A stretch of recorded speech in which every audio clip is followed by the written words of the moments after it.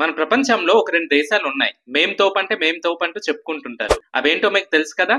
America and China.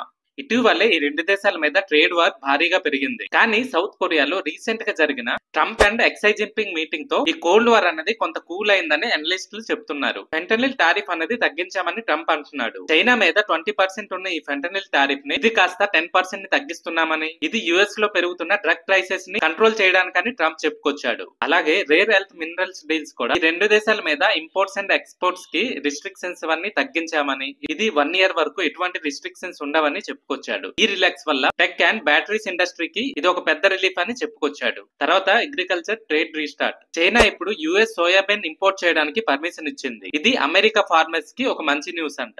తర్వాత ఈ meeting లో Ukraine and Russia war corporation గురించి కూడా మాట్లాడారు. ట్రంప్ ప్రకారం ఇప్పుడు ఆ వార్ స్టాప్ చేయడానికి చైనా హెల్ప్ చేస్తుందని చెప్తున్నాడు. ఇది గ్లోబల్ పీస్ డైరెక్షన్స్ కి ఒక పాజిటివ్ స్టెప్ అని చెప్పొచ్చు. మీరు చెప్పండి, ఈ మీటింగ్ తో యుఎస్ అండ్ చైనా టెన్షన్స్ ఏమైనా తగ్గేలా ఉందా, లేదంటే అంతంత మాత్రమేనా? మీ ఒపీనియన్ కామెంట్ చేయండి. Thank you. Thanks for watching.